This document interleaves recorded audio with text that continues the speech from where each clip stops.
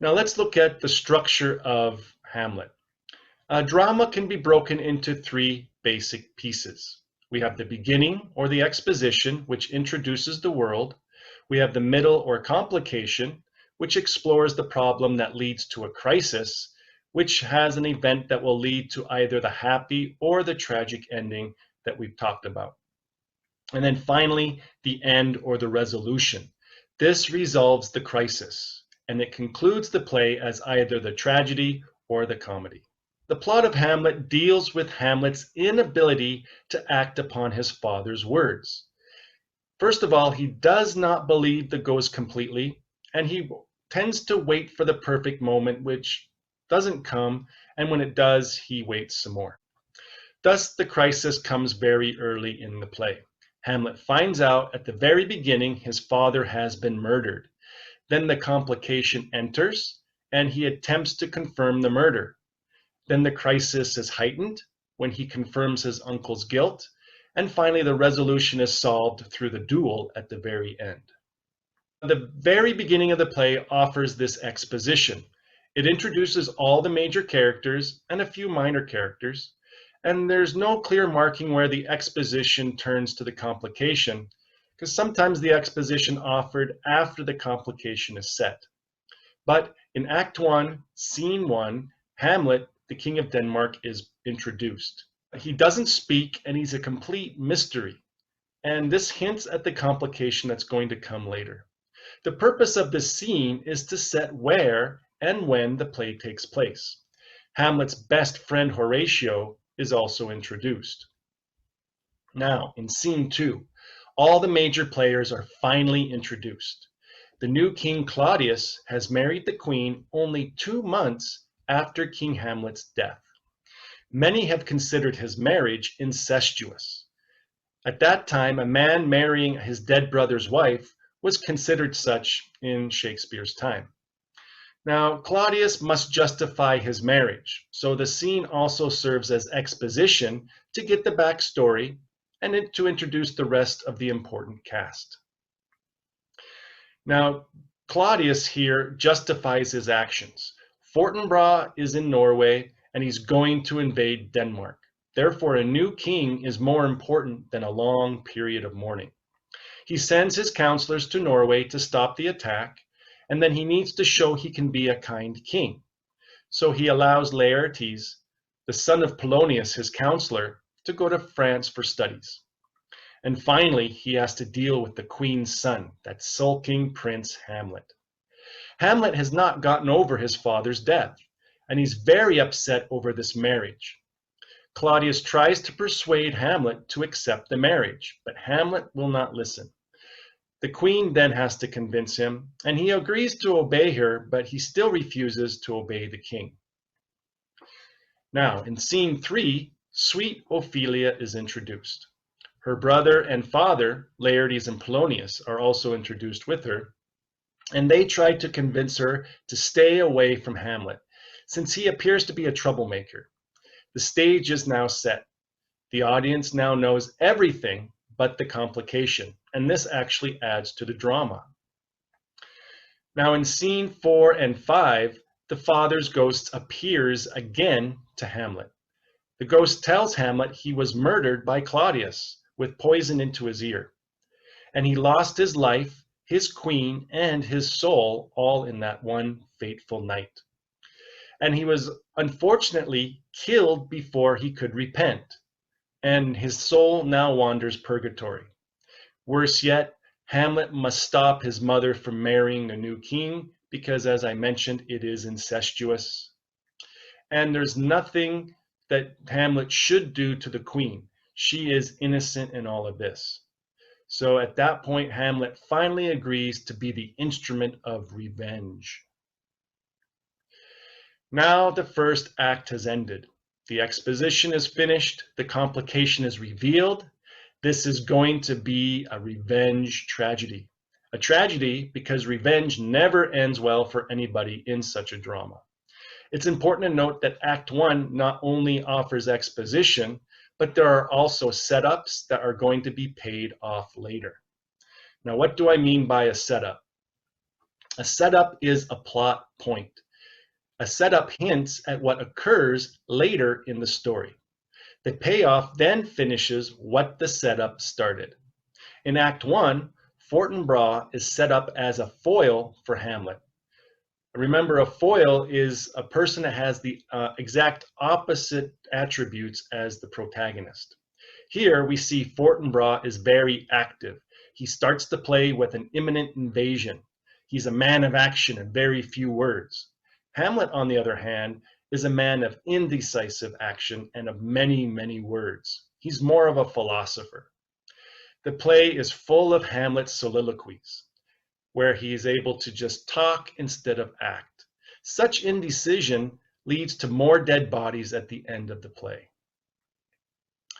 Now, in Act 2, the crisis starts.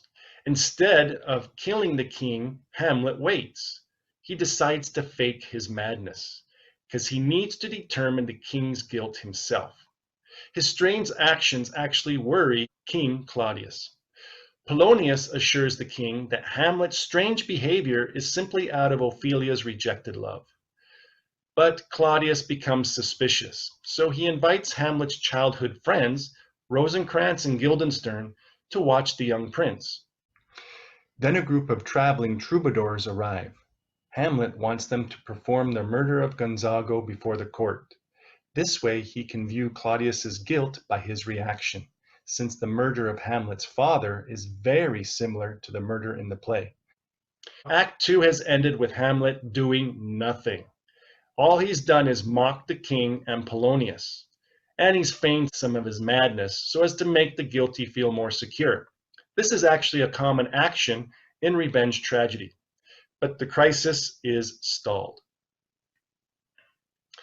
Act 3 starts. Here we see Polonius tell Ophelia to meet Hamlet in private.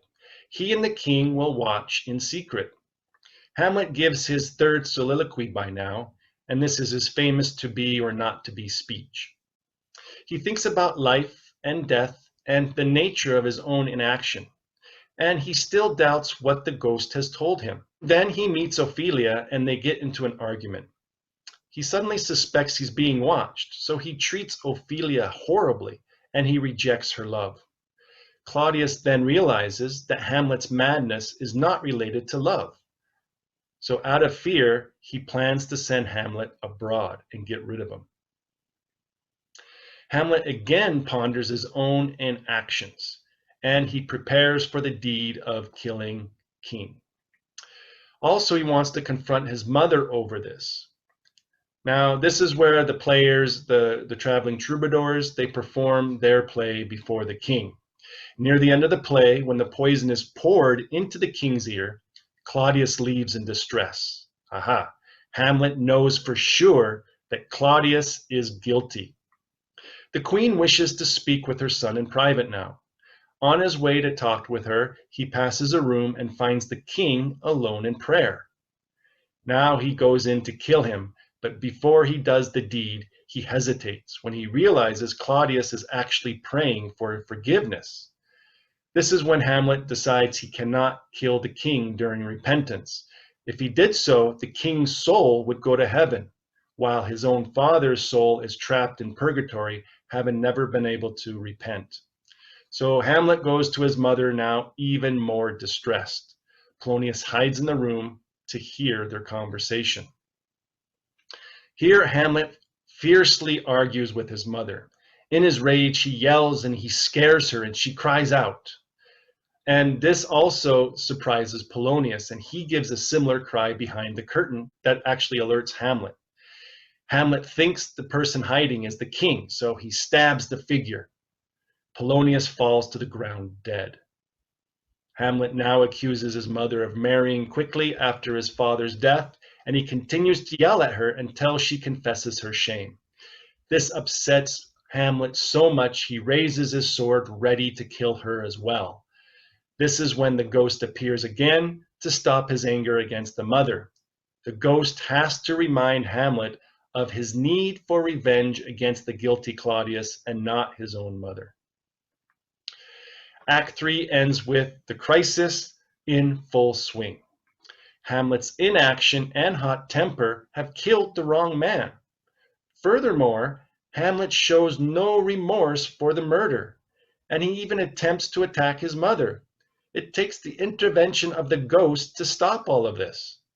Now we see the crisis escalating when the audience themselves, we, start to think that perhaps Hamlet is not faking his madness. Maybe something is really wrong with him. Now Act 4 starts, and the king calls Rosencrantz and Guildenstern into his throne room. He commands them to take Hamlet to England, and along with that, he will give them a letter instructing the authorities in England to kill Hamlet. On their way to England, their ship passes Fortinbras and the Norwegian army that's heading to invade Poland, since Fortinbras was convinced not to attack Denmark by the king. As Hamlet watches the ship sail by, he compares the ambition of Fortinbras against his own hesitancy. And this is when he decides to return home to finish his revenge. He's also known that Rosencrantz and Guildenstern are carrying the forbidden letter. So he switches the letter and gives a letter that commands the authorities to kill Rosencrantz and Guildenstern, and he then heads back to England. Meanwhile, Ophelia has slipped into her own type of madness over her rejection and the death of her own father. Now her brother Laertes returns back home with great anger. He blames the king for his father's death, but King Claudius points out that all of Laertes' anger should go towards Hamlet, who is the guilty one. The king then discovers that Hamlet still lives and is returning back home. Therefore, he plans with Laertes to kill Hamlet. Laertes will duel Hamlet with a poison blade, and if he fails, the king will have a poison drink ready to give to him. The queen then arrives with news of Ophelia's suicide. She has drowned herself. Act 4 further escalates the crisis with more unwanted deaths. Rosencrantz and Guildenstern are going to be killed. Ophelia has drowned, plus a new plot has formed to kill Hamlet. All of this is created by the indecisive nature of Hamlet. Now, Act 5 begins with Hamlet's return back to the castle. On his way, he comes across two men digging Ophelia's grave. What was common in Shakespeare's day was to use the same graves over and over again, and just to bury one corpse on top of others. So when you redig a new grave, you would usually dig up skulls. And as they're doing this, a skull is brought up, and Hamlet happens to notice it. And he remembers who was buried there last, which was an old jester who Hamlet knew as a child. His name happens to be Yorick. Here he ponders death and the absurdity of life and heroics. This is the soliloquy where he's talking to a skull. This is not the to be or not to be soliloquy that we're so often associate with Hamlet looking at a skull. Those are two completely different events. Now, as he ponders death and the absurdity of life and heroics, Ophelia's funeral procession arrives. Hamlet gets into an argument and tries to fight the angered Laertes, and he even confesses to Laertes that he has always loved Ophelia. So Laertes proposes a fencing match, which Hamlet agrees to. Now at the fencing court, Hamlet prepares, and he fights, and he actually proves to be better than anyone thought. He is not the fool they all think he is. Claudius then offers the poison drink to Hamlet, but Hamlet refuses. Hamlet then wins the second strike against Laertes, and everyone starts to panic. The queen, however, is very excited, so she takes up the cup from the king and congratulates Hamlet. Before Claudius tells her not to drink it, she has drunk the poison. There's a third bout, and it is now a tie. Hamlet returns to his spot to rest, and as he returns past Laertes, Laertes nicks him with the poisoned sword. Hamlet's kind of upset by this cheating, knocks the sword out of his hands, and then he picks up the sword and he counters and wounds Laertes as well. Laertes is now poisoned too. He falls from the deep cut and the poison, At the same time, the queen falls from her drink and screams poison. It's at this moment Laertes confesses and blames the king for all this mayhem, and then he too dies. Hamlet finally takes action. He turns and stabs the king, and he takes the cup and forces the rest of the poisoned drink down the king's throat. It's at this moment he hears Fortinbras's army approaching. Fortinbras's army has won a victory in Poland, and they're now on their way home, and they're stopping just to pay a visit to their new allies. It's at this moment of Hamlet's death that he declares Fortinbras heir to the throne. The reason for this was Denmark was Norway's before the old King Hamlet defeated them in the year that young Hamlet was born. So it originally did belong to Fortinbras. Then Hamlet dies. At this moment, Fortinbras enters and then has Hamlet carried off the stage in honor. Act 5 is the denouement. It's the unknotting of the plot. In Act 1, Hamlet has the opportunity to be heroic by revealing the wicked plot of the king, killing him, and taking control of the kingdom as a benevolent, heroic ruler. However, action is the theme of the whole play. The complication comes when Hamlet refuses to act over and over again.